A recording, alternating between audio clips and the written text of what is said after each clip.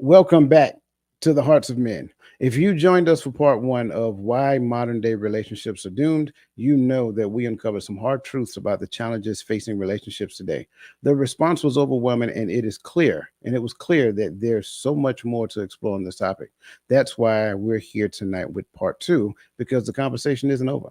In part one, we tackled the erosion of commitment, the rise of individualism, and unrealistic expectations shaped by media, all contributing to the fragility of modern relationships. Tonight, we're diving even deeper, exploring the emotional and spiritual disconnections that leave so many relationships feeling empty and unfulfilled. This is going to be a powerful discussion, and we want you to be a part of it. So, share your thoughts, ask questions, and let's unpack together why so many modern relationships are struggling and what we can do to change that. So, grab a seat, settle in, and let's get started with part two of why modern day relationships are doomed. Now, last week we talked about what modern day relationships are, and we kind of went down a deeper conversation about that, and why do we believe, like, how do they differ, modern day relationships from traditional relationships? So this week we're going to kind of start with the rise of individualism over collectivism. So the first question I want to put out there is, how has the cultural shift towards individualism impacted our ability to form and sustain meaningful relationships? Ooh, thunder. I think individualism puts people in the mindset that I don't need you, or that I can be in a complete relationship without you. Whereas in how I see things, I'm complete in myself. Now, if I'm a single man and there's a single woman, both of us are complete beings. But when it comes to God's purpose, when it comes to what He has planned for us, we complete one another when we come together. There's no, oh, well, I'm this and I'm that, or I don't need you. Yeah, I need you to make this thing work. Without you, it doesn't work. Without you, I can't procreate. Without you, there's no family. I can't just say, okay, just because I had a baby, oh, now I'm a family.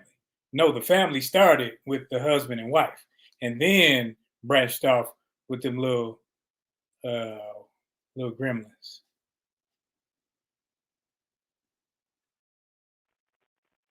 Um, Man, I look at the world today and I see everything is promoting, take care of your star players, number one, and I get that to its extent, right? Um, I, but I look at it in the sense of I take care of me to be available, hence the name, the available man. But I look at it in a way to be available for the community, right?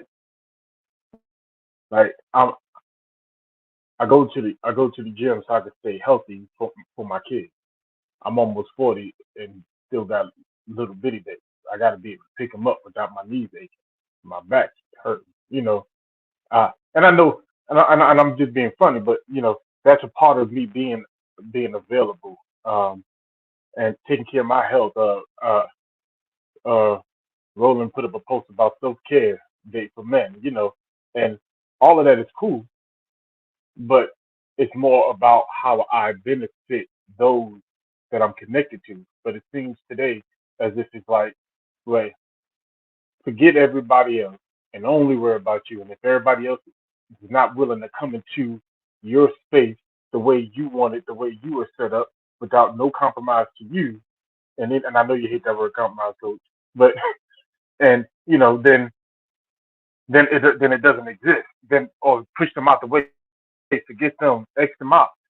And so the reason why I feel like that has impacted modern day ability to have meaningful relationships is because if everybody's individually doing their thing, and anybody who don't come and mold into the shape of what everybody is, then nobody can make connections because everybody's going to cause friction with each other. At some point, we need to be able to be what is necessary for those who we say we're in relationship with. Coach, put me in. I got an answer. All right. I got two, matter of fact, two reasons. The first reason is it prioritizes the individual over the relationship. That's one.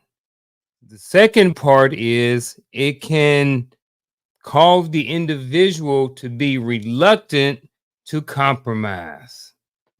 The coach don't like the word, but it is what it is. These are my thoughts, and just like Coach said, um, I am a which cloud over my own word. Y'all know what it is. Y'all hear it every week. I just can't remember right now because I'm thinking about something else. But anyway, like I said, I think what happens when you prioritize you prioritize the individual over the relationship, and when that happens, I think first of all it's a selfish move, um, and there's nothing wrong with putting yourself first, but you can't neglect the responsibilities of the relationship. And so, what I mean by that is this: I do prioritize myself in my relationship. However, comma, that just means that I make sure that, like Gaddy said, I take care of my body, different things like that, trying to stay around the earth a little bit longer, take care of the finances, yada, yada, yada. But I'm taking care of my body and taking care of the finances for the entire relationship. So it's not that I'm neglecting the relationship for the individual or for myself. But I know we probably get into that a little bit later on. But simply put, to kind of wrap up my talking point, the two things were it causes people to prioritize themselves over the relationship, and it causes a reluctancy to compromise or to adjust in the relationship. If you don't like the word compromise. I don't. Um, but that's just me because I'm the subject matter expert of my Yeah. own. And that's why I Um, said adjust. yeah, yeah, I I got mean, you think about yourself, you may not adjust, the way you move about certain things, like you only think about yourself. And I'm in a relationship, and I believe that the man is supposed to take care of the finances, but my wife is a CPA. It don't make sense. I'm prioritizing myself over the relationship or over her ability to be able to perform a certain function within the relationship. yeah. And see, for me, I don't see it as a compromise. I see it as a smart decision. Um, so it's I'm an advocate of words mean things, and I think the more we reject the word for other words, then it moves us away from the word. But getting back to the point here, I'm loving what you're saying, all of you actually, and I'm loving what the chat is saying because I'm agreeing. I'm gonna start off with what Dan Scuba Fox said. It's all about me. I want to get in a relationship, but I want the relationship to focus on me because I focus on me. And therefore, if, going by what the prophet Janet Jackson has taught you years ago, what have you done for me lately? So at the end of the day, when you're in a relationship and all you can do is talk about you, you're only in a relationship with yourself. You're not in a relationship with the other person. Oh, yeah, by the way, you may not even understand what relationship is. That's why you go in a relationship, focus on yourself. Relate. How do you relate to the other person? Well, again, words mean things. So when we look at how has this cultural shift towards individualism impacted our ability to, it rejects it. The more individualized, the more self focused you become, it is virtually impossible for you to literally get into an authentic relationship holistically with somebody other than yourself. Even in the standpoint of when you are, and I hate to say it, don't judge me, even at the standpoint of having kids, if you're still focused on yourself, you're probably only looking to glorify yourself based upon the things that you do according to responsibility, because you're looking for somebody to pat you on your back, you're looking for somebody to praise you, all these things. And then what you do not form, it is impossible to sustain. So now let's just say you're in a relationship with said individual, and for whatever reason they had an epiphany. They realized that what they were doing was not necessarily the right thing, and then they try to get things back on track with what is right. But you're going to fight against it. You're going to literally rebel against what they're trying to do. Even though they can show it to you in writing, you will reject it because it does not serve you. So in essence, when we look at this move towards self this and self that and self this and self that, why do we need to put the word self in front of everything? That's where I'll start at. Is love still love, even if you put the word self in front of it? So if it's really, if love is a complete word by itself, then why do I need to call it self love? If care is a complete word by itself, why do I need to call it self care?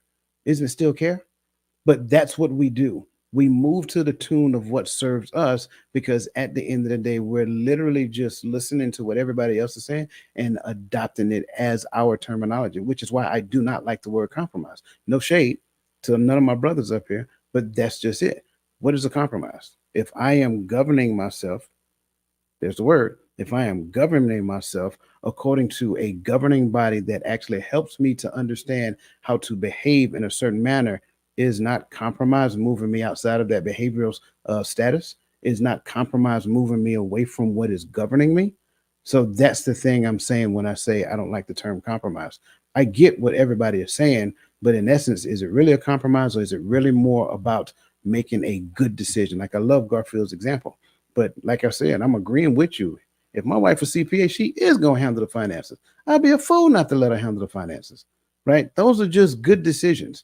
So when we look at certain things, if I feel I need to beat my chest and tell my wife, who's a CPA, to go sit in the corner, I'm going to do this, I never should have gotten a relationship, because again, it's all about me. And so going back to this, that's the issue. It's all about me. It's self-centered. It's self-focused. It's self-grandized. It's self-aggrandizement. It's just all selfish. Like I think it was Gaddy who said selfish, or Garfield. I don't know. Whoever did it, whoever said it, credit to you. I don't want to give it to anybody else. Thoughts, feedback, concerns. Y'all being passive tonight. Okay, very well, Do very you, well. Go ahead. I was just gonna say, do you think that it's a well, I do. I think I know the answer, but do you think that it's a framing of minds to use the word self so much on these major platforms, public platforms, self love, self care, self this, self that, to the point to where only thing we are capable of thinking about nowadays is self. So that's why these words come out there like that. Is so that you, in your mind, love ain't love. That's why they say you have to love yourself first, and you gotta love the Most High first. But they say you gotta love yourself first so you can love others. You gotta you can't do this for others until you do it for yourself. See, I don't have a So problem with that, because I understand that if I don't hold me down, I'm just weighing everybody else down. So no one has to tell me, "Oh, you need some self care," because I'm gonna take the time and say, "Hold up," because I can see where I'm going. I see where stressors may be, or where something may be hindering me from moving forward. I got to recognize that, or if it's brought to my attention, now I got to do something about it. But so I don't have to say, "Well, I'm doing some self care," or "I'm taking care of myself." I don't have to say it. I'm going to do it. Now, people saying things, just like they were saying, what's the word of the month that people were saying, demure or something like that. They were the saying mirror, something that means shy or whatever. But What is people, that? go What is ahead, it? however, the mirror demure. is everybody on social media is like, oh, isn't that so demure? I'm Yeah, like, and they were using it okay, wrong. And I hate when people, I'm a dictionary person. And I hate when people take it and run with words that they don't know how to use or spell. But when if a person needs time, everybody needs to be so focused on their mission, which other people and other things are incorporated in their mission. When I'm taking care of things of total hearts of men, it's taking care of me. So the focus didn't leave me. I don't have to say, well, I'm gonna step aside so I can focus on me for this, that, and other. I can have a conversation with my brothers and say, hey, I got some things to handle so that I can be better for this, that, and other. But I don't have to make it a big thing to do about me taking that time away, because I know when I need to step back. I know when I need something, or my brothers may draw my attention to something that I'm lacking in, Yeah, I need to fix that. I need to handle that. But it doesn't need to be a big to-do thing. I think now we've thrown labels out there and people love labels because they can attach books and pens and make shirts about it. So now people gravitate towards that. Let me get you to articulate hold me down before we transition to somebody else real quick. Because and I'm doing this for a reason, because I don't want the person to say, yeah, that's exactly what I'm saying. So when you say hold me down, what do you mean? Now, when I was saying hold me down, was I saying my brothers? When No, something you was say holding me, right. person, yeah, when I say something that's holding me from being better, holding me, like I may be doing something that I think is profitable for the group, but in reality it's not. So it's holding me down at the same time, holding the group down, but I need to do the work. So when they bring it to my attention, it's holding the group down. They brought it, since it's me, I got to do the work. They bring it to my attention. Now I can go handle my business. I can take care of whatever it is that I need to take care of, so that now when I go forward, this is no longer an anchor. I like it. So I wasn't going to say anything because I like words too. I think words help us understand and can help distinguish between this and that. I do understand and agree with Coach about the, why do you have to attach certain things in front of it?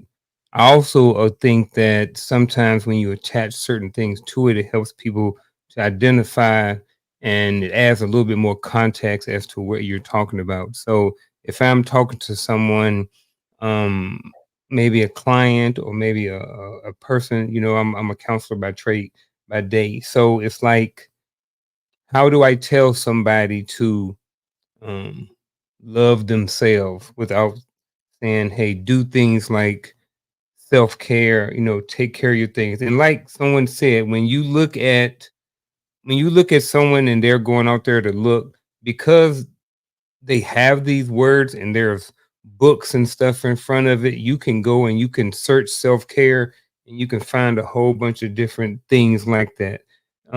So I see it both ways, but in the sense I kind of like how it is more directly labeled to or attached to a certain type of love versus just being love in general. I think it just helps distinguish when you're in conversation with certain people, Couldn't I just especially speak? people who may not actually understand love from a biblical sense. And they don't. I'll just start off by saying that they don't. Like both feet, 10 toes down. They do not. It is obvious. There's no way that I can say I love a person today and hate them next month. I'm only lying to myself. Another way, like you said, how do I tell a person to initiate self care? Take care of yourself. That's it. Just take care of yourself. Only thing we're telling you to do is do maintenance on you. It's just like having a car. You don't love your car. I know you take care of your car.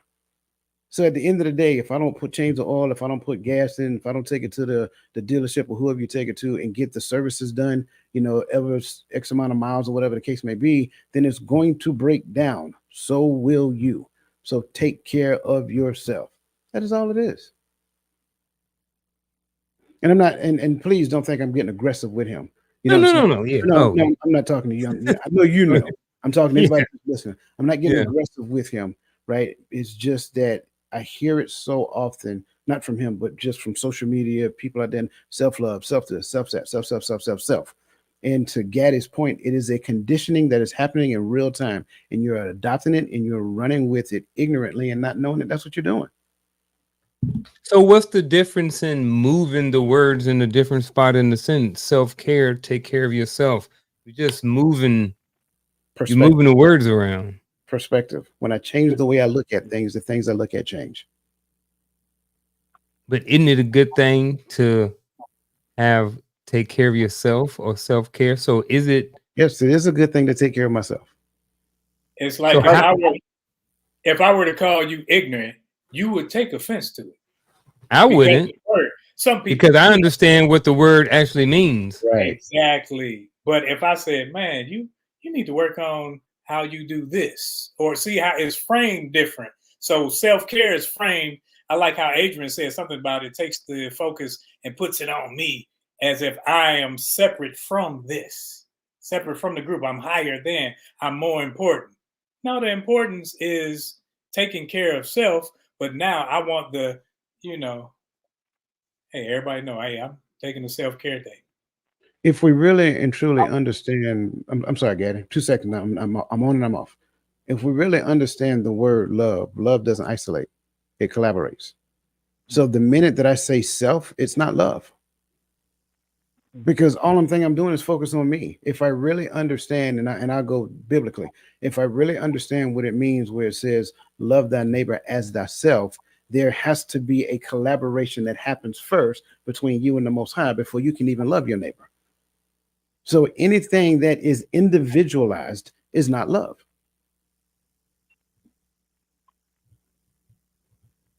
He said it. Bad man, I'm sorry. You're good. Nah, but I always think about it like this. Like we use these words now, and we've become so accustomed to using it. And I know, Uncle he's not gaslighting us, but he asks questions to make us bring up a point, you know, because today's society, people really we use it so much, people really don't know how to tell people how to take care of themselves without using the terms of self care. But the reality is, we didn't have those when y'all were born in the 70s. That word self care wasn't a thing, but you had the Mac, and them jokers was taking care. They were manicured. Uh, I know I wasn't the only one that grew up watching the match, but them old pimps for the 70s and 80s, they were well taken care of. They were groomed. They was always clean. So that the concept of taking care of yourself has always been a thing. There's been nail shops and beauty salons and barber shops as long as I've been alive. So how did we tell people to take care of themselves before? Boy, you need to go get your hair cut. We didn't say you need a self care day. We told go and wash your tail. That's what we told them. So,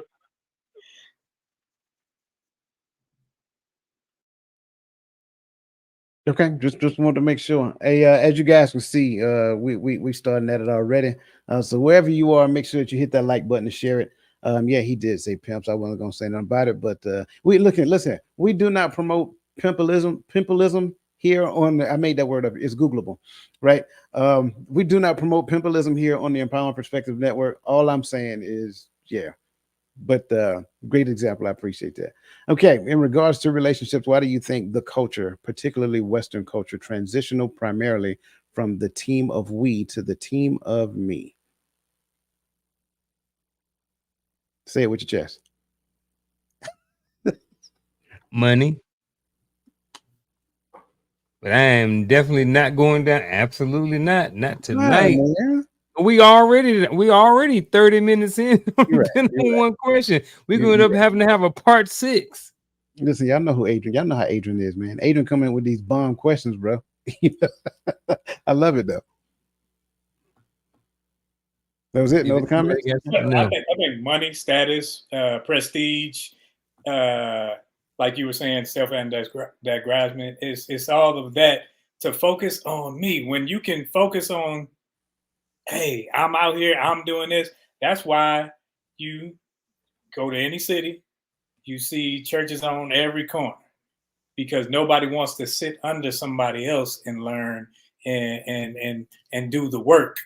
They want other people under them. I want to be the top dog. So same. I think it's perspective. I think it's perspective. And here's why.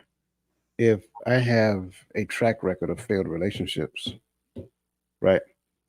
Then if I can focus on a team of me, I don't need to be in relationship. And then we have these empowerment groups. And again, like I said, I don't care what it is, men empowerment group, women empowerment groups, they're all the same. Not good. I'm just gonna say it that way. So then we have these empowerment groups that focus on my identity, which I identify myself with my gender, and y'all see how that's going today. So when we look at it, it's all about perspective. If I can get you to focus on you, then I can destroy what is supposed to come together and become one. If I can destroy what is supposed to come together and become one, if it's all about me, then when it comes down to these two people trying to become one, what you'll find is that one is trying to dominate the other. Why? Because I spent so much time focused on me. I've been in these groups and they say they call themselves empowerment. They will just lift themselves up, so forth and so on. But it tears the fabric. It tears away the fabric of what relationship is supposed to be. So I think it's our perspective. I agree with everything, but in the whole, I would say, uh, in a sense, welcome to Babylon. Like the idea of self leads to the lack of cultural standards. I tell people the reason why it's so easy to adapt people to the idea of rejecting the law, statutes, and commandments of the Most High is because outside of that, it's selfishness. I do what I want to do. I do what feels good to me. I do what make me look good. I do what boasts my everything that everybody says, and and the only thing that leads to is sin. I thought in the Western world, when we use the word that I'm free, that we have freedoms in America or in the West, 9 times out of 10, it's the freedom to do what? To be sinful in nature. Really, that's all. That's all it is. Is freedom for me to express everything about myself, even if it's even if it's contradictory to to the word of the Most High, and even not just the word of the Most High, to to the growth of community. We promote more anti-reproductive. Never mind, we're not gonna do that. Whole nother rabbit hole. Not gonna do it. But we promote so much stuff that just built more to destroy community than it is to build up community. But it's because it's what feels good to me. This is how I feel today. This is what I want to do today. And so, to me, welcome to Babylon.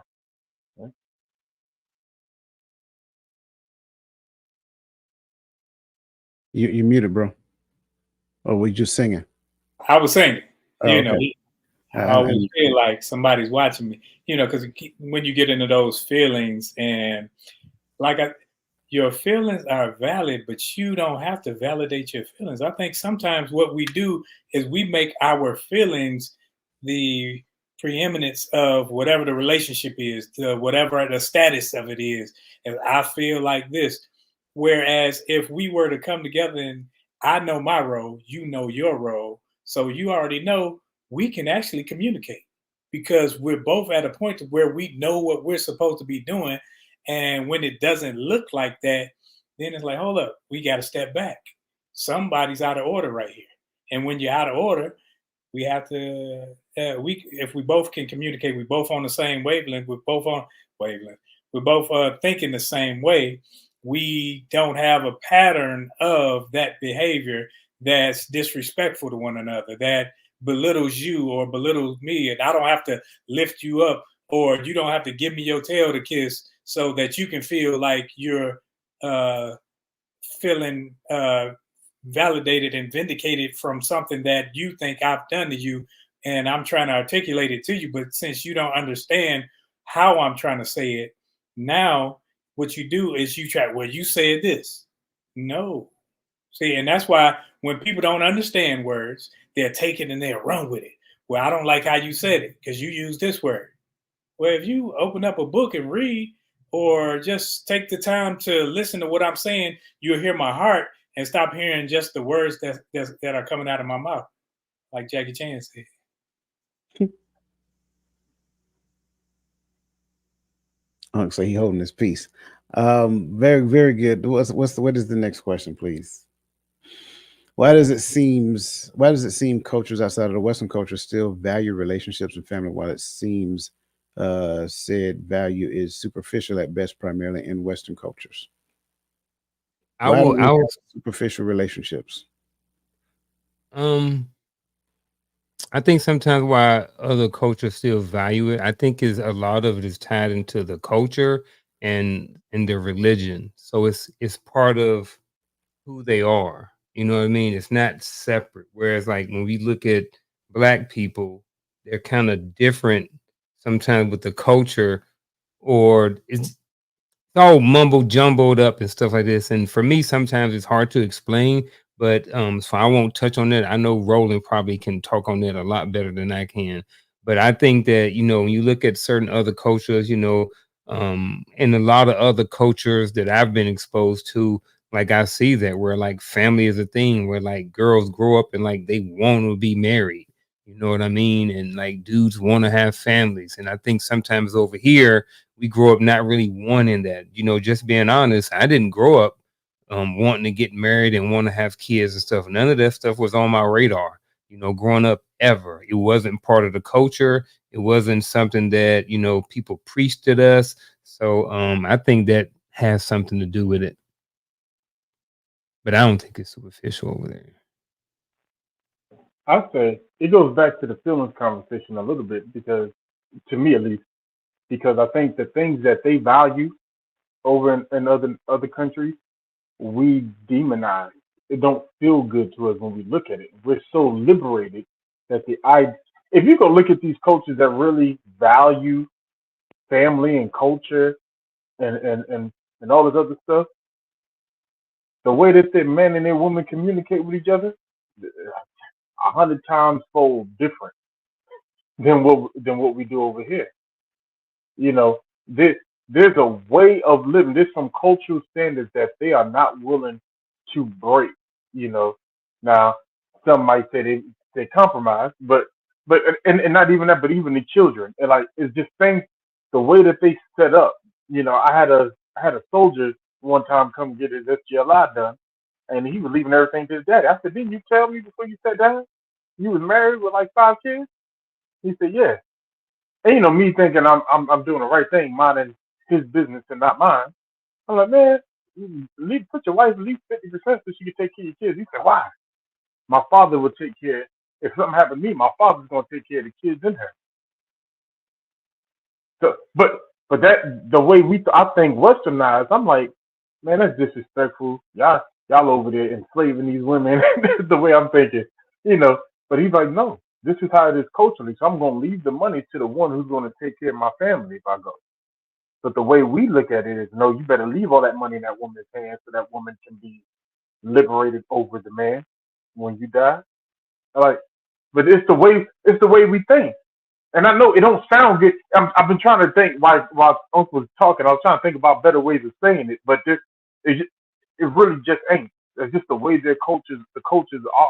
And so for us, we too stuck in our feelings that is more about ain't no man gonna tell me what to do, ain't no woman gonna tell me what to do, ain't no woman gonna that we can't instead of looking at it from I'm going to do so that I can be a benefit to my wife, or I'm going to do so I can be a benefit to my husband. We're going to do so we can be a benefit to our kids in the community. Western, give me liberty or give me death. And, and when we sought liberty, we sought the freedoms from tyranny, the freedoms from oppression, the freedoms from legalities, the freedoms from rule. That's what they sought the freedoms from, freedom to choose their religion, to choose what they wanted to do. And it just trickled down because the further you get away from standards, your freedoms become oppressive to the standard. So now, instead of doing right, you make wrong right and right wrong. So now it becomes the norm. And when that becomes the normal culture, because this is the melting pot, now we take on everybody's little, hey, if you were running from that, you can do it over here. If you were running from that, you can do it over here. So now everything goes. Whereas you go to other countries and they're like, hold up, we don't do that over here. And then we'll go over there and try. Well, oh, you being oppressed by your husband? I'm being oppressed, and we're looking at it like it's oppression, when in actuality, it keeps their family structure, their societal structure. It keeps them at a plane to where everything can function and every role is respected, but everyone has a role.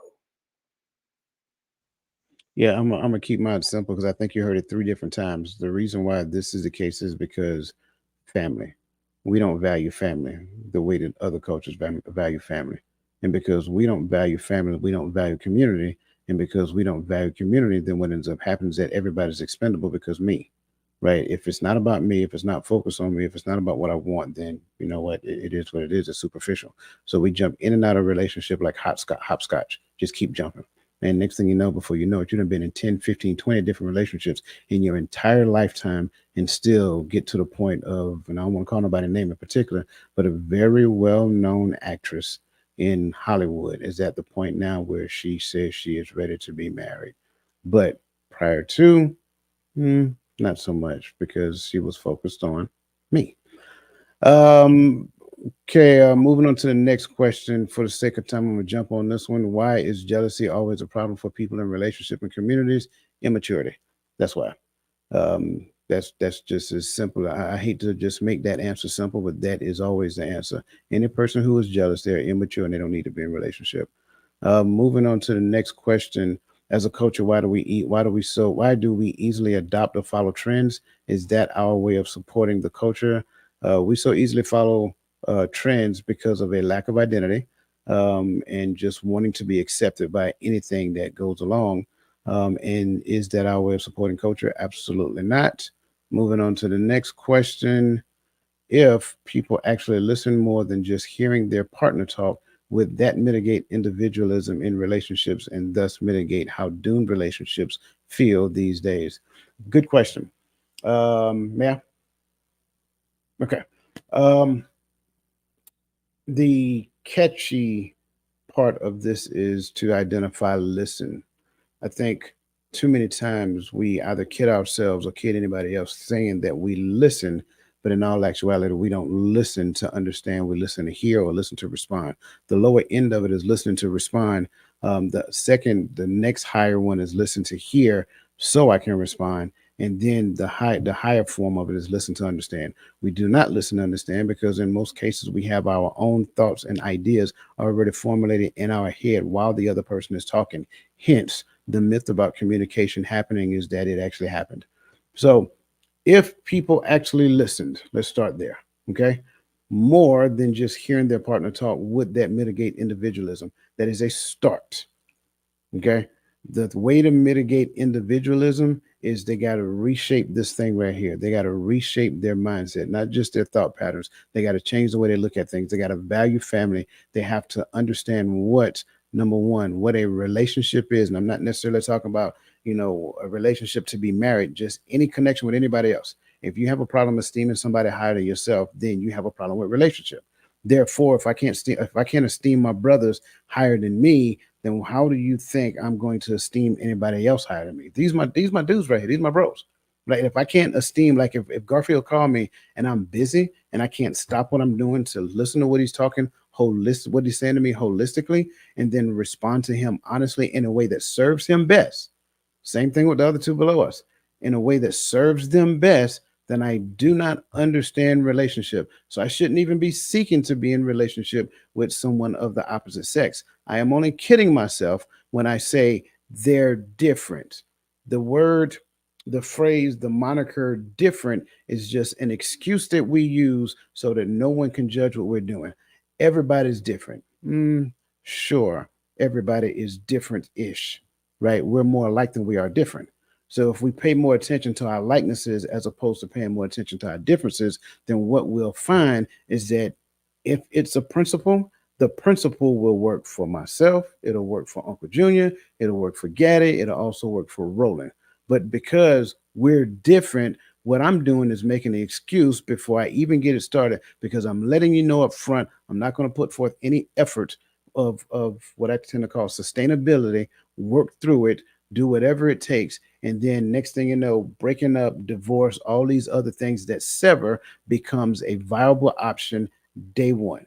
If this person does that, all bets are off. Stay by yourself. Stay single. Because if that's your mindset, you don't understand relationship. You do not understand marriage, and you surely don't understand love. So, as much as I greatly appreciate this question has multiple layers to it. And I'm so glad he asked that. It's not about hearing, brother. It's about changing your mindset. It's about understanding. It's about getting back to the point to, or getting to the point to where we value family, to where at the end of the day, it's not just one part of the parenting tree that's glorified.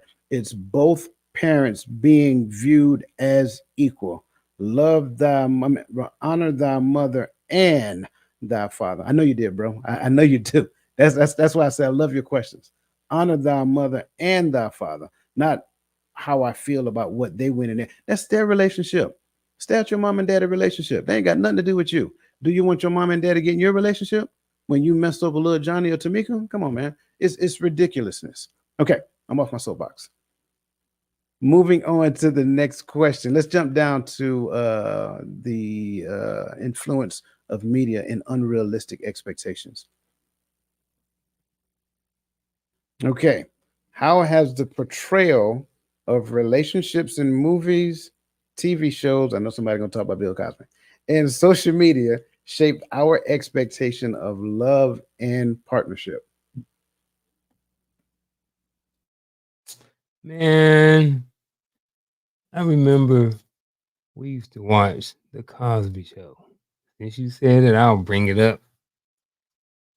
Man, what happened to all them shows? Even like Roseanne, like even though they had their drama, like I think there was more realistic than the Cosby. You know what I'm saying? But either way, there were still shows on TV, that we used to watch, even though Andy was a single father, he had Aunt B and Opie. I watched Andy Griffin. I still do sometimes. I catch it. But, I just think, what people want to see now has changed. The limitations on what you could show on TV now have changed. You can watch and see any and everything on TV and social media now. Relationships depend on which side of the algorithm you on.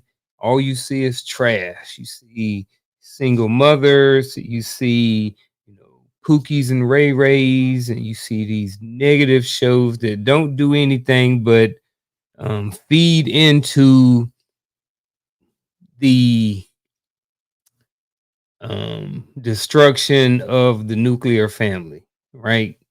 If you're on that side of the algorithm, you see all of that stuff. So, and I think that, a lot of time when we have these conversations that we're talking about on social media, for the most part, that's what people are being shown. Me and Coach, we've been, and everybody on here has some shape, some form or some shape of social media and have been for a while. And we can all tell you that we can post a YouTube video of the Empowering Perspective podcast or Uncle Junior Network Coach's Corner or something like that. You might get 2 or 3 likes, maybe get a share or something like that. Man, if we post something that's trash, man, we have people sharing it, people liking it, people calling you, talking to you, and texting you about it. Man, that video you posted, blah, blah, blah. So I think, for a lot of people, their appetite for trash and for certain types of things has called people to shape their have a different opinion or different expectations about love and partnerships.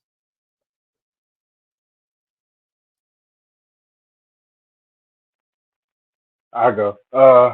Since you brought up the Cosby Show, it's funny, and here's why it's funny because I was one of them.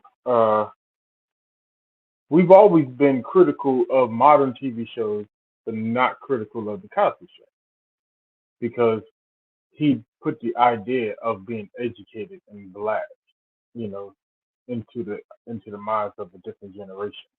And I do appreciate that.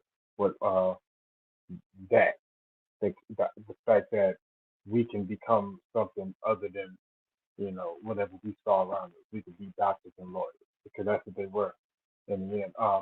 But the things that I don't think we really paid too much attention to is Daddy wasn't really much of the teacher. I mean, in a funny way sometimes. He everything it was joking, but things really got serious when Mama got involved. When she put her foot down, you know, everything was kind of just played over when it came to the father. Even the idea of college and education, uh, the son, the only son, was the one that had to struggle with learning. But for the girls, it was just an easy breeze. They just now granted, the one girl got pregnant in real life, so they had to make her college life a little different. But that's just because she had real life family issues. But even then, when they transformed over to a different world, there were men in college, but the highlights were were not on. It's weird how to explain it. But when I go back on and I watch it, 'cause my wife watches at least 3 times a year, the whole series straight, and and you just see the focus is off of is just off. I don't even know how to explain it. But we loved it because it had positive teaching. It didn't teach us being hoodlums, gang bangers, doing this. It was about going to school, but we missed small little things. Fathers are not teaching. They're in the house, but daddy is the one that plays. He's not the one that disciplines in that direct. He's the one that comes up with the joke. When he watched the kids, they playing their little game on the lap with the little kids, you know. And that's really what the mindset is. It's like when I look at relationships today, really you only hear and I hate to say it like this, but as fathers, you really only here to play with the kids, you know. And I hear this so much, and I'm only speaking from my age group, right? But because I think this is where it's affected at, because I always hear, well, I need to be the type of mother I've envisioned. I need to be the type of mother I always wanted to be. I need to raise the kids the way I want to as a mother, because the father probably was a disciplinarian. The father wanted to teach. The father wanted to be involved with the decision making. And that's contrary to what we've seen growing up. That's contrary to what we've been taught growing up. It's no, daddy just plays with the kids and gets out the way. So mommy can do what she wants to do. But then when mama becomes overwhelmed, she's mad at daddy for not being more involved. But I digress. Y'all being nice about this TV thing. I think the TV my father used to always call it a boob tube. It's tail lies vision. And what it was there to do was to get you to sit down and put you in the mindset that this is the way you should live. And then it went from Little House on the Prairie and I Love Lucy and things like that. It went from Sanford and Son and Good Times to now you have positive role models. And then it switched up again. They say, okay, if we're going to be showing them how to live again, how to live, let's make the societal norms come from within this boob tube. So now everything that's put out into the airwaves is how they want you to be.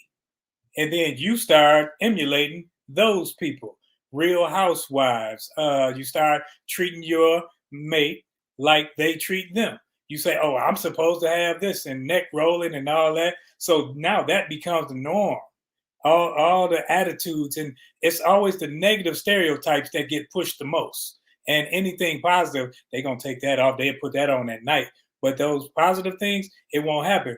Because I know I can't watch a cartoon. I can't watch, I don't care if they killing, can you say unaliving aliens or what's it, like The Walking Dead. You can't watch a show without two of the same sex kissing or being in the same relationship. And then your kids are watching it. So now, oh, that's norm. So now the norm becomes whatever the TV said it was instead of what. So the TV is more powerful than your voice because you're putting them in front of that mess. You're putting them. They got the iPad. They got the it's on your phone. I watch TV from my phone more than I do the TV. I got a 75-inch TV. I sit up there and watch it from my phone because I'm just watching sports and all that other stuff. So now, since they've dumbed down what's being shown to us, society has become dumbed down and has become numb to the things that they should be focused on getting rid of. And we are adamant about pushing those things that just make us happy. I agree. I love, huh? My bad. I was saying it's because I need me time and my self care time, so I got to put them in front of the TV. Good point. I love everybody's perspective as it becomes this, but I'm agreeing with you, Roland. They were kind of pulling the pun. They were being nice just now, bro. I'm with you. Again, words mean things. Um, it's called a television, TV for short, right? So tele, which is all about projecting over distance, right? Telephone, you can talk to a person over distance. Television, so over the distance, I can implant into you, inject in you a vision, right? You look at TV, you're looking at different programs. Those programs are designed to program you based upon your perspective of what a thing is they're showing you. So when you start looking at what these relationships, well, y'all talk about the Cosby Show real good. I want to talk about one that's popular, that was popular, probably still is popular. Grey's Anatomy, right? Great, and I don't know if y'all brothers ever seen Grey's Anatomy. It's about a hospital, teaching hospital, whatever the case may be. They work ridiculous hours, and they was in and out of relationship with each other simply because they work together. And I mean, um, yeah, in relationship was like a fly by night thing. Going back to the Cosby Show thing, you got a doctor and a lawyer working together. Then, and for whatever reason, they always had quality time to spend. What? That doesn't make any sense. The two of the most demanding professions there are, right? And they got time to spend together, sit down and talk with their kids and eat dinner every night. No, that ain't true. Listen, Cliff was the first person to do teleworking because he worked in his own house. You know what I'm saying? He just walked down the basement. Like, come on, man. Let's be completely transparent. So they made at least about $200,000 a year living in New York, and they had what, 5 kids? And everybody always came to the house. They was always at events and things of that nature. Like, it doesn't even pass the common sense test. And then, oh yeah, it just doesn't matter which version of the TV show you want to talk about. It gave you a perspective of something. Now that's then. Even when you go back to what is happening now, it's even more unrealistic now because what they're trying to do is desensitize you from the things that you believe is right. And again, what you believe is what you believe. I'm not trying to condition you in any shape, form, or fashion. But again, what you believe, what your belief system has told you over the years, don't worry, the television will tell you something different because eventually that becomes your vision. Then it becomes the norm and it becomes accepted by you. Well, I'm sorry. Governance is not about acceptance. That's why I don't do compromise. Governance is about what the laws, statutes, and commandments say. So if that's the case, then this is the thing that governs our behavior. I don't care what the TV say. I see it, but I don't believe it. I'm not accepting that as a way of life for me. Now, then you start factoring in some other things. What if your loved one? Okay, cool, I got it. But if that is a conversation we have, that's a conversation we have. You ask me a question, I'm gonna be honest with you. But if you don't ask me a question, you live your life the best way you can according to what you understand and what you actually believe. And in most cases, most people get their laws, statutes, and commandments from movies, TV shows, and social media. That is the biggest problem that we have. People spend more time on social media than they do talking to their parents. They spend more time on social media than they do talking to their kids. Their kids spend more time on social media than they do learning for them. So when you see a 17-year-old person who made X amount of $1 million on social media, you have zero proof and evidence of this, by the way, but that's what they're telling you. And so in your mind, you're like, oh, I can do it too. Sure. And you can become the starting running back for the Dallas Cowboys next year if you just start right now at the age of 16. Come on, man. Let's apply some practical knowledge to this thing. We have to really stop and process all of this in a likelihood. We're talking 1% of the 1% of the 1%. That's who makes it to the NFL. 1% of the high school people, 1% of the high school athletes will get a scholarship to college. 1% of those in college will actually get an NIL deal or get drafted by the NFL.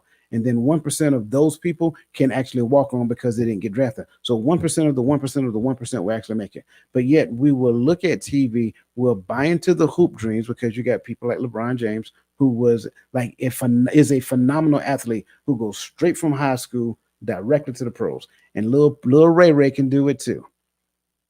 I'm not saying that little Ray Ray can't, but why hang your hat on playing the lottery? which, oh yeah, by the way, is exactly what we do in relationship. We played a lot of relationship because these things, modern day relationships, again, are not based upon a principle that says we. It's based upon principles that say me. Biggest problem. I like Dan Scuba Fox question earlier.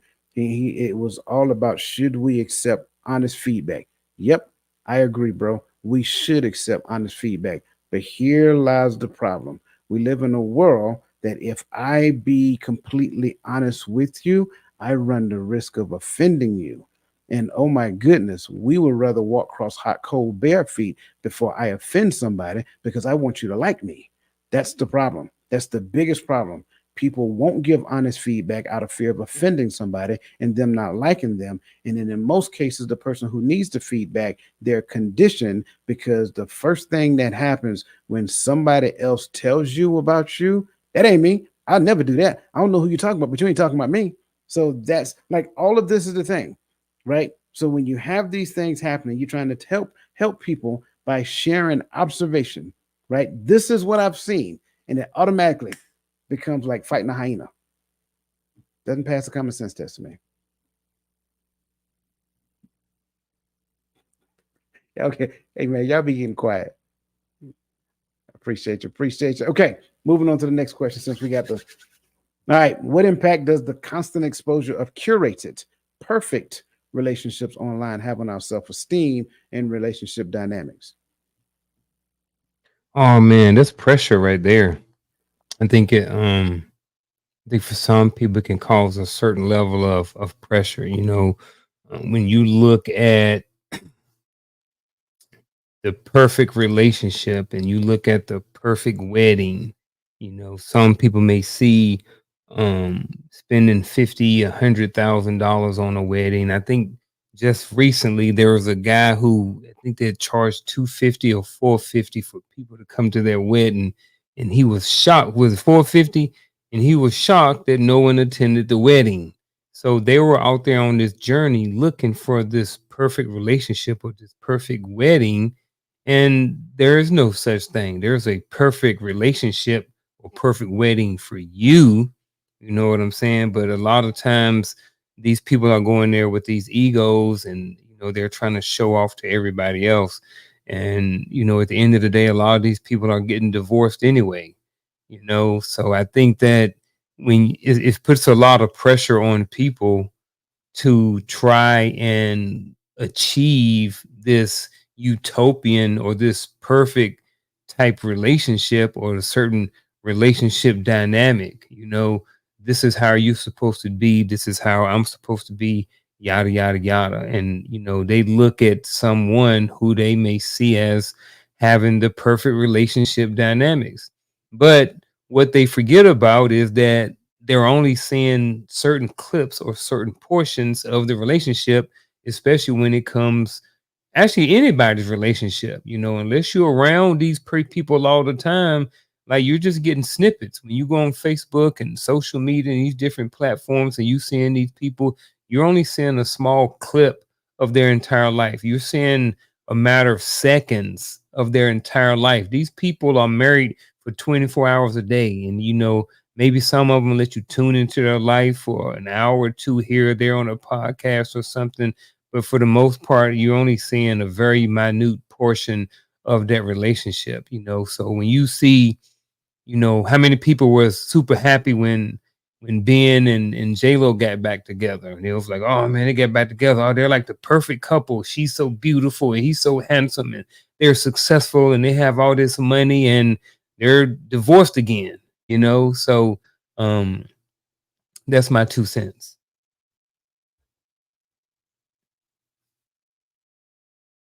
I think when it, I was gonna say something about Ben and J Lo, but when you look at people who seem to have perfect relationships, it's like driving by the car lot, not appreciating your car, and then you go home and you wishing you had that. You wishing. And my grandmother used to say, "Wish in one hand and do something else in the other. See which one fill up first." But because that is when I'm constantly focused on something outside of my relationship, whether that be with my brothers, whatever relationship you have. It's like whatever grass you water, whatever grass you nurture, that grass will be greener. So we watch these shows on TV, and you know, I don't know why we do it. You know, call me wrong, you can say whatever, but talking about the first family, and all that. I don't know none of them people. I don't care about none of them people. Whatever happened to them happened, but I'm not focused on them so much to where I think that their doo doo don't stink. That what you know, and that was a problem with me in the military, because I'm looking at like, hold up, this dude, when he take a dump, he wipe just like I wipe. So we both got to take a shower. We both stink. We both, so there's no difference. It's just he's elevated himself to where now I got to praise you. No, I'm not praising anybody like that. I don't look at people like that. And I think TV has made it to where we have these stars and we're fans, and oh, this person is that. I'm not a fan. I'm not a fan of the Beehive. I'm not a fan of Cardi B and them and all these other people with fake stuff. But we look at these shows, look at these people, and we make them our idols. So now we want to be them, or we're so fixated on them that we want our friends to be like those friends, our mate to be like those people. Well, what's his name? They got such and such Kobe got her a ring, a yellow diamond. When Kobe got yellow diamond money, I mean, I can get you some like Tyrese had on the other day, but I can't get you nothing better than that. So we focus on those people and we lift them up so much to where they are our gods. First of all, don't come for Tyrese and his fake jewelry, all right? I said, I'm about to say, I done approached a lot of girls in the past talking about some, want you to be my lady. Let me stop. Oh, my bad. I just played. But man, the one thing I hate seeing on social media today is a drawing or a picture, and then the caption says relationship goals, and women and men are fantasizing this perfect life based upon the fact that this lady is laying on top of her man. Nobody know what happened before the picture, after the picture, the night before the picture, how long they argued about how they gonna pose for the picture, whether they argued about whether they were gonna do a photo shoot in the first place. Nobody talked about that. But it's just like relationship goals. I want to be able to just jump on my man's back. Well, you jump on my back, I'm gonna throw you off because I got, I'm sorry. Uh, but you, those are not reality. Most of them people not living like that. She ain't laying on top of that man all day every day. He probably get on her nerves. And she probably get on his nerves, But brother, but but I think we've gotten to this point to where we're looking for a fantasy that was sold to us, whether by Disney and all of these princesses being saved by this handsome prince, right? Which means you got to be a damsel in distress first. But anyway, but there's a show that I like, and I know I'm going on, but this is a show I like on Netflix. I think Rosa might have put me on to it, maybe not, but it's called Love Is Blind. When they go sit in the pods, all right. The part I love about it is when they get out the pods, they go to Mexico. Some of them don't make it out of Mexico because they don't like each other. They didn't look. They're not attracted to each other, or the person becomes more annoying than they thought. Or they get home and come to find out they're really not compatible, and they get left at the altar. But and the funny thing about it is the reasons why they break up are never related to the reasons why they chose each other in the pod. But when they were in the pod, it was all about lovey dovey feely. Oh, he made me feel so good. She made me feel just everything I ever wanted in a man, everything I ever wanted in a woman. And then you get home and you get back to wherever you from, and you find out, oh, she's overbearing. Oh, he's he's a psychopath. Because this is one episode, the dude from the one season, dude was a little, woo-hoo. But anyway, but you couldn't tell that in the pods. But that the pods have become how we come into relationships now. We're looking for that pod feeling. We're looking for that emotional. Ah, oh, they just made me feel so well, made me feel so good. But then after you get into those relationships and all that superficial feelings and all those superficial conversations you had about nothing that's related to longevity of the relationship fades away, and you find out that everything about this person gets on your nerves. I'm just saying. I'm just saying. Get out the pod. Um, yeah, I I'm sorry, my eyes were leaking over here. I do apologize. I think I think everybody is still looking for the fairy tale. That's the answer. We were fed those those fairy tales. Wasn't you know what I'm saying? I'm saying we were fed fairy tales years ago when we was young. Snow White, the seven imps, all the Rapunzel, somebody coming to rescue you. Then probably about high school time frame, whatever the case may be, you see Prince Charles and Lady Diana, and it's televised, and she has this long flowing dress. I don't care. That's the issue. Like, I don't want to see your little wedding on TV. I don't really care how long your dress is. I don't care how much money he spent on the tuxedo. I don't really care how long the limousine is. I don't care about the caravan that takes you to so you can stand at the altar and wait on your bride. Like, why do you think I care about what you got going on when it comes down to that? It's all a fairy tale plot to kind of get you to reach deep into your subconscious and pull it back out after you probably done did some work on yourself and suppressed it or got rid of it or whatever and stopped believing in it. The next thing you know, here it comes again. And then periodically you'll get these different feel good stories. What is it? Meghan Markle and what's the dude named Harry? You know what I'm saying? Like, I don't care. Like, really, I don't. And I think the problem is that we care too much about the wrong thing. We focus on it is all an illusion. Let me say it like this: it is all an illusion. It is a thing of theory to you because you have never witnessed it or ever lived it in your own life. So anything that is not tangible or experienced is theory for you. And I think too many times we spend too much time looking at a model of something, not necessarily knowing the truth behind it, the details behind it, or any of those things. And what you'll do is that, ooh, I want that. And then what you'll do is that becomes the staple of your own delusion moving forward. Because now you're living a delusional life. And so I want to do this, I want to do that. And I think it was Gaddy Roland who mentioned the $450. I'm not paying for your wedding. I'm coming to eat, bruh. For real.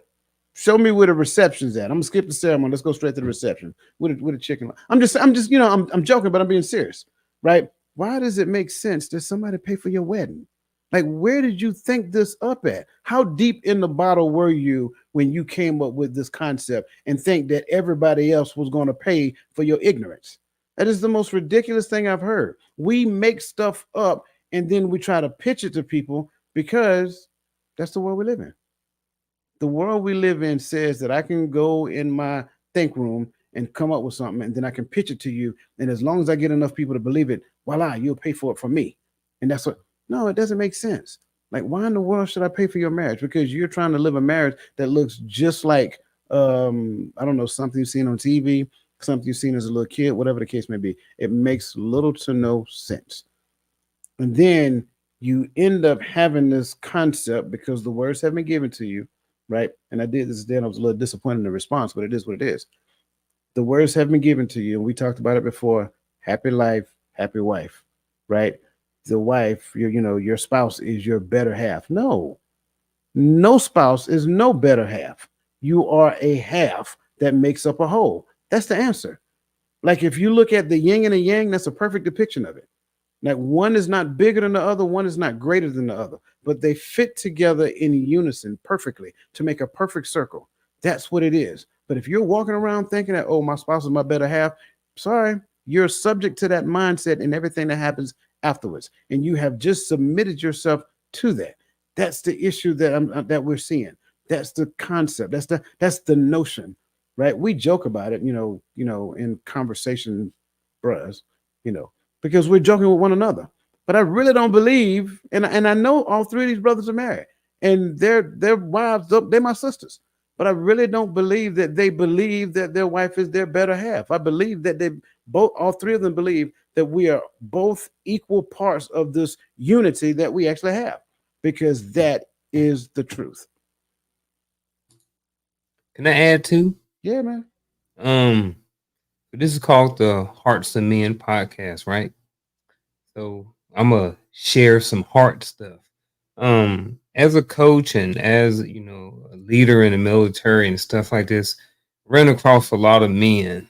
Um, and I would say for this question, one of the big impacts that this has on relationships and specifically men is sometimes they feel inadequate. They will, the wife or the person that they're in or the woman that they're in a relationship have these big, huge expectations. They may not understand money.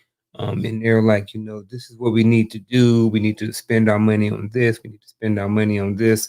And some of it is not logically thinking because they have a fairy tale life or they have been taught or shown what a fairy tale life looks like their entire life. But then now a man comes into this and he may feel inadequate because he can't provide the the 25 carat ring. He can't provide the, renting out the 16th chapel. You know what I mean? He can't imagine and can't afford all of these fairy tale things. And then I think sometimes with that, they may feel some insecurity. Insecurity sets in and stuff like this. And I think these can be big killers for a relationship, and I know that there's a lot of women who watch the show. There's men who watch this show, but I just kind of want to speak from the heart of, a lot of men who I've talked to over the years and have been in this situation to whereas their wife has an expectation of how their relationship is supposed to be, and they find themselves on the short end of the stick or feeling inadequate or insecure in their relationship. Good, bad, or indifferent, there are some men who have been in some of these situations before. So just wanted to speak to that. And I think I like to cook, and if I find a recipe, I may see the person make it, and they give me all the ingredients to get, and I do exactly as they said. But when I taste it, I'm like, yeah, this ain't the same because they've learned over time and work how to work with the ingredients, how to make the nuances work together. Oh, you got to cook this first. You got to add this. And then when you make it work, then it tastes like the final product. Whereas you just threw some things together. That's how we do. We watch TV and we think, oh, I'm gonna throw that in my relationship. Oh, she gonna be a freak in the sheets and a lady in the street and all this other stuff, and you add that to your relationship. So now you expect that. So when you come home, you like, why she got that bonnet on? Why she got that moo on? Because on TV they wearing the little teddies and negligees and stuff, and she looking like, why you got that little belly out? It's like you're expecting things that aren't in your relationship and had no place in your relationship because it's fictitious. Now you got to do the work on yours and stop looking at everything else and everybody else, wondering why yours isn't working.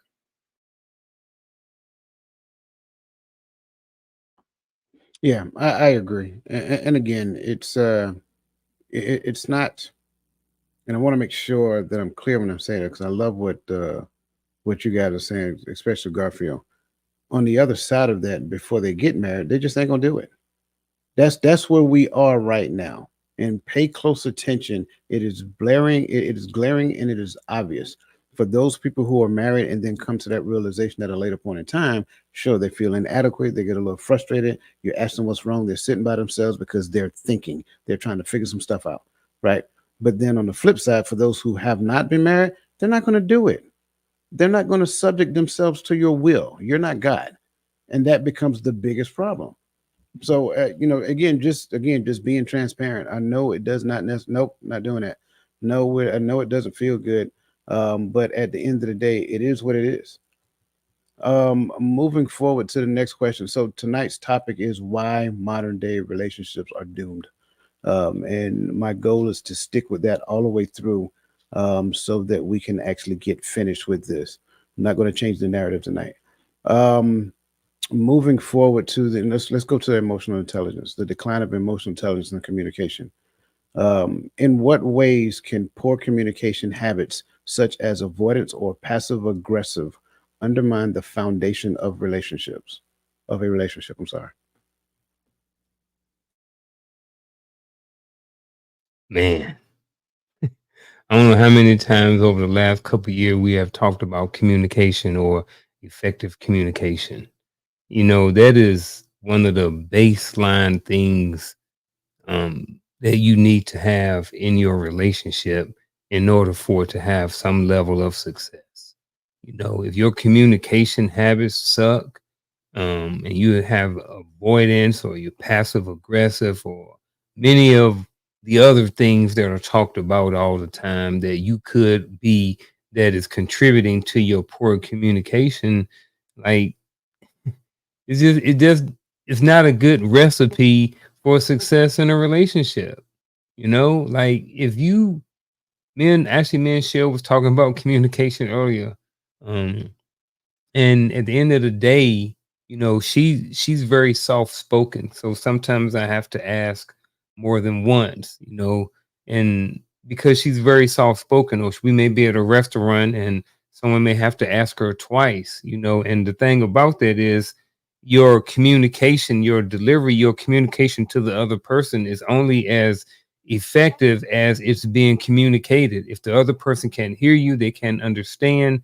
Like someone can be up here right now speaking, um, great words, but if the other person on the receiving end doesn't speak English, they're not going to be able to receive any of it. So it's very important for the communication to be effective in a relationship.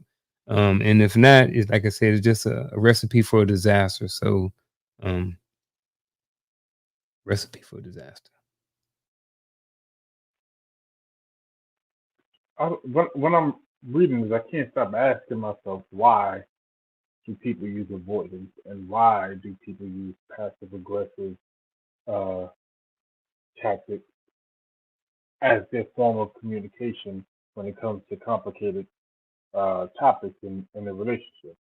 Um, and I'll start with like avoidance. I feel it's twofold, right? Because I think some people just have either childhood or past relationship issues or trauma that causes them to avoid hard topics because, and again, and it kind of goes to a little bit of what Uncle was saying with the last topic, but in the sense of as men, you can you get in enough relationships, it's easy to believe that as men your voice is not valued, right? Because of course we were taught the happy wife, happy life concept. So the mindset has easily goes to ain't no point in having this conversation because she just gonna do what she wanna do. Don't nobody want to be with somebody who can only do what they want to do. And so when that becomes the framework, sometimes avoidance come in because it feels as if the conversation becomes pointless. Um, and so, but that's only one fold. I also feel avoidance as well as passive aggressive. I feel it's also used as a tactic to manipulate the other person to respond a certain way, either to get them to talk, either get them to behave a certain way. You want to make them angry because they made you angry, whatever the case may be. And so you avoid each other, or you do these passive aggressive behaviors or communication tactics because you you don't want to address the situation up front because then it means we have to have a real conversation. And I'm learning that most people don't want to have a real conversation because that means you get to speak as well as I get to speak. You get to address as well as I get to address. You get to point out as well as I get to point out. And some people only want to focus on the other person's change. Now I'm worried about you doing what I want you to do. I'm worried about you being who I want you to be. I'm worried about you. And so we use these tactics to manipulate the other person. Well, that undermines the foundation of relationship because it's not about two coming together. It's about you making the other person come to you and be what you want them to be while you don't move at all. You because this is who you are. If you're like, well, that's who they were. Why they gotta change? That's all. I think it's a blatant sign of immaturity. I think it's just immaturity at its finest because even when people say, well, you made me mad or you make me sick, what they're doing is saying, I'm not mature enough to control myself. So I allowed what you said, what you did, how you acted to control me because I can't control me. I'm not in control of me. So whatever you do sets me off because I'm not in control of me. So it's your fault that I'm not in control of me. And when you have immature people communicating or talking, having a discussion, an argument, or whatever, it'll end like that because when people use passive aggressive jargon and whatnot, saying things that, being sarcastic, being smart, being snide, whatever you want to call it, in the conversation, it's to make you know that they don't agree with what you're saying, but they're going to act like they agree and they're going to give you some, okay, yeah, you're right. Yeah, you right all the time. It's like you might well just say nothing. The mature thing is just say nothing because I will okay you to death to squash the conversation because I don't like to argue. Because I'm telling you, I'm almost perfect with that control over me. But sometimes I just want to grab somebody by the neck, but I don't. But I'm in control enough to where I say, okay, hey, you might well just be quiet because I'm not listening anymore. And then that's going to set them off. It's like, I'm trying to tell you this discussion isn't going anywhere, but you don't want to shut it down because if I go to your level, then it's like, a back and forth banner, which I can't do. So we have to get to a place of maturity where we learn ourselves enough to know, like, hey, I'm not ready for this conversation. So I hold off for a minute. Yeah, I agree. I would add that it rejects the notion of understanding. If I am if I am in my immaturity, like Roland just said, if the kid in me is the one that shows up mostly during our relationship, especially when you don't get your way, or especially when I'm not saying the things that make you feel good, I'm being honest, but my honesty isn't welcome because at the end of the day, if I'm being honest with you, like I said previously, I run the risk of hurting your feelings. So now what we're saying now is that how you feel is more important than a an intimate relationship, a relationship with depth and breadth to it. So what you would do is you will highlight your feeling. Because think about it, that's really all this is, right? You will highlight your feelings over the idea of understanding and connectedness. So you will avoid conversations when it needs to be had. You will become passive aggressive when it comes down to communication. And here's the funny part about it, especially passive aggression. It is so ingrained in us that we will passively aggressive we will passively and aggressively do things, right? Um, and it's very interesting. Instead of just asking a direct question, you will make a suggestion and think that you gave that person the idea to do it. You will say certain things in such a way to where it sounds more of a thing of control than it is of a thing of honest, open communication to where we both are communicating with one another to such a degree that we value each other. And that's where the issue comes in. So poor communication habits gets us to the point to where understanding is not present at that particular point in time. You're more focused on how you feel than um, the the depth and breadth of the potential. the potential that this relationship can actually yield. And at the end of the day, let's just be completely transparent. You will hold that posture until I come to you and apologize, even though I was not the offender. And that's the notion. So there is no accountability in that. So all of these things start to surface. And I think somebody put it in there. It becomes a thing of arrogance. It becomes a thing of pride. It becomes a thing of entitlement. It becomes a thing of control. All of that is present. And then, if for whatever reason, because again, we're talking modern day relationships, when divorce or separation becomes the option, then the story that you present to everybody who knows you pegs me as the bad guy simply because I wouldn't let you have your way. So now I become a narcissist, I become a gaslighter, I become all of those things. When in all actuality, I was just trying to be honest. I was trying to be open. I was trying to have honest conversation with you, but your emotions wouldn't allow that to happen. And again, I'm not just saying man to woman, it's also woman to man. It happens both ways. It's not just specifically one gender, it is both people because we live in a world where I'm being completely transparent. I see a lot of hyper emotional men as well. So that becomes a thing. Listen, appreciate you guys. We got one more just hanging there with us. We're going to jump down to the spiritual disconnection and lack of purpose. And the question that I have for you, last question of the night: how does the absence of a shared spiritual foundation or higher purpose, if you're not necessarily spiritual, contribute to feelings of emptiness and disconnection in relationships? You cannot expect to have a perfect relationship or even foster the climate of a good relationship when you don't have the same foundation. Because what'll happen is you're trying to please a person as well as the Most High, a person as well as whatever you believe, because now you're trying to force that on somebody else instead of gradually learning together. Like, hey, because when they get to know you, they should be getting to know him. They should be getting to know your beliefs and how you see things. Because when they do that, then they have a level of respect for it. But when you try to push it on them, then it's like, oh, I don't believe that. I was born a Pentecostal. I'm gonna die a Pentecostal. It's like that's not really a thing. That's kind of made up, but okay, you can die one. Uh, and then you do just like that. You throw that little sideways jargon in there. You throw that passive aggressive stuff in there, and now it becomes an argument. So I think the disconnect in those type of relationships is because it was never connected. So there will always be a disconnect. I'm gonna speak to the higher purpose portion of this.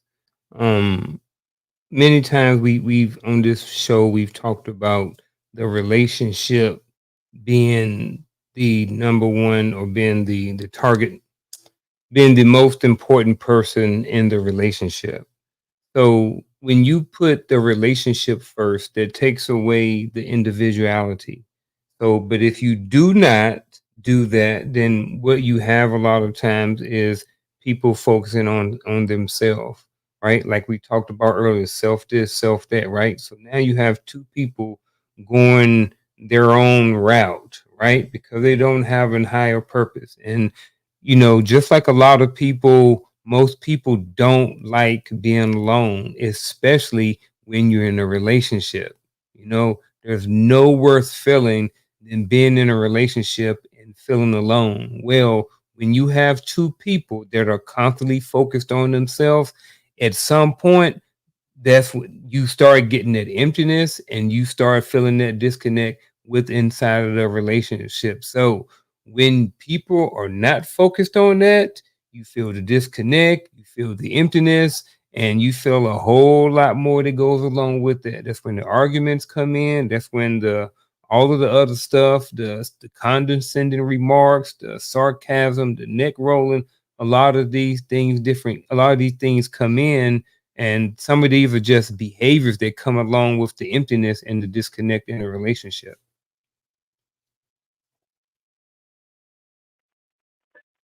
To me, it's simple. The the word all in the Hebrew, right? Yes, it can be translated to the word God as well, right? Uh, Modern Hebrew said El or Elohim. but all the aleph and the lamed, right? It's the it's also an acronym used for the chief ox, right? The elder ox and the fold. And what happens is you will yoke that ox to another ox so that that ox can pull the younger ox along and can teach him how to graze the field, how to plow, how to pull, to teach him how to do what he needs to do. But you have to yoke him to that ox, right? See, and so if you're going to yoke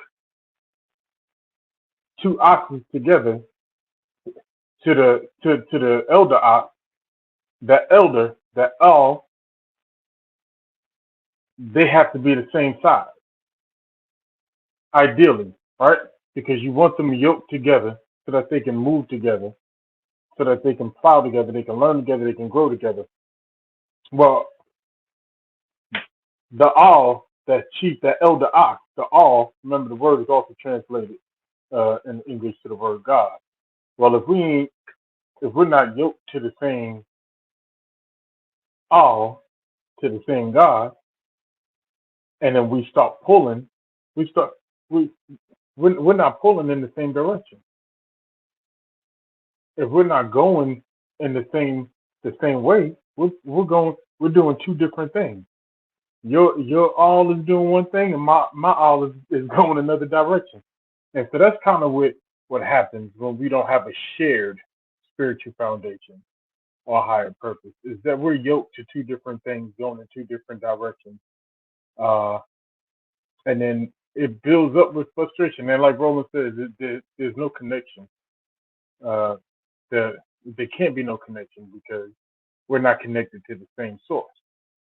We're not on the same power grid. We're running on fumes, trying to keep up with each other. So I just I think that you have to really really have conversations, because two people go to the same or belong to the same denomination don't mean they believe the same thing about the scriptures. You know, the way the scriptures are taught nowadays is so ambiguous. You really don't can't tell what one other person believes anymore, all because they go to the same type of church you go to. So you have to have these conversations, right? You have to talk.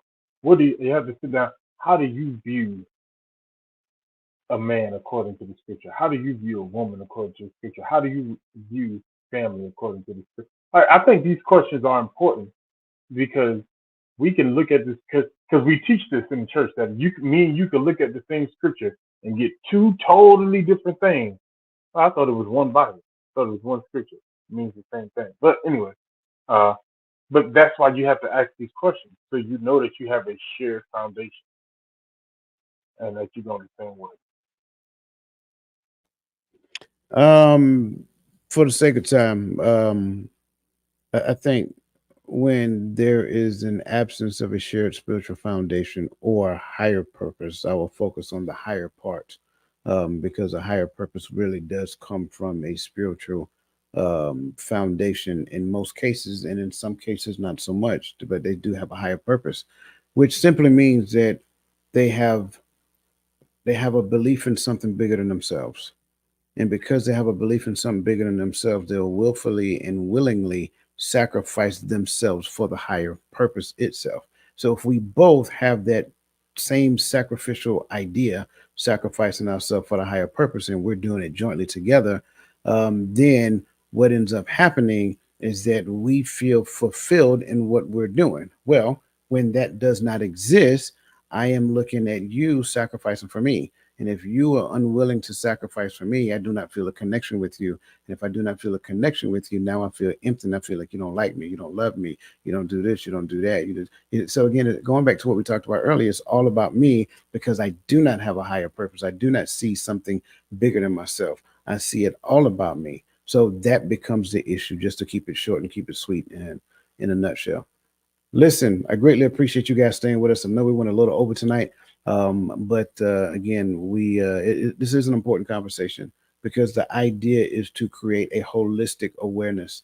And to the question that was asked earlier, over can we give a model of a healthy relationship tomorrow morning at 10:30? We will.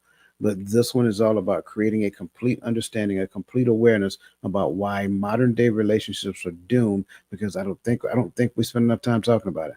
So that being said, this takes us to our bittersweet moment. Final thoughts.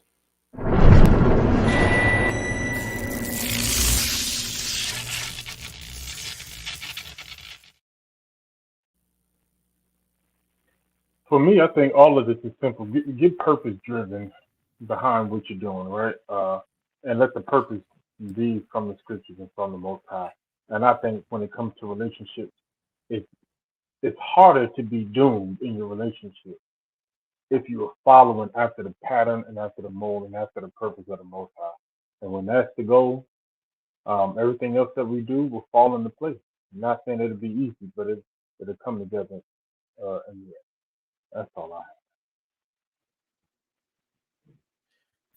Within a relationship period, whether that's intimate or relationships with anyone. I think my first mission is to focus on the continued relationship with the Most High, get to know who I am in Him. And second, and knowing who I am him in Him makes it to where I know what I will and won't accept and my limitations and capabilities. And then third and foremost, is as I get to know those two things, it allows me to actually have a relationship with my circle of friends and family. That's it. Um, let's be honest. I think most people know why modern day relationships are doomed. I think part of the problem is that a lot of people are living in some sort of fantasy land, chasing a version of relationships that doesn't really exist.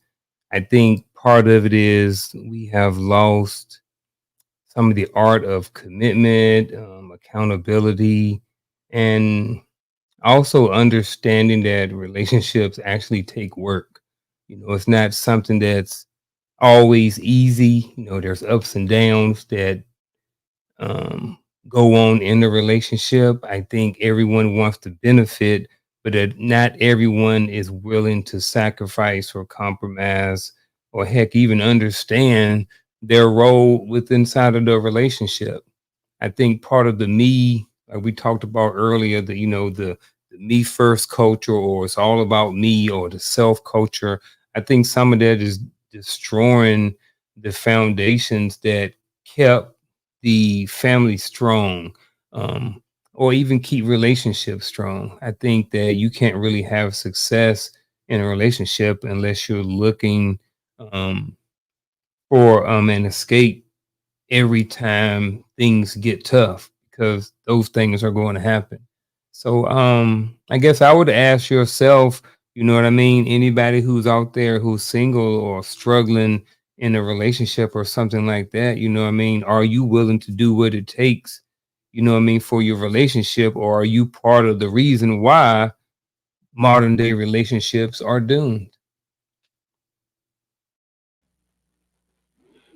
I greatly appreciate our perspectives. I want to kind of go back because one of the beginning parts, and this is not the main reason. It's not the only reason. A lot of us weren't taught the right thing as children. And because we weren't taught the right thing as children, we became young adults and we did things in such a way, it's kind of like trial and error. We've seen things on TV, we've seen things at school. We got into the happily ever after thing.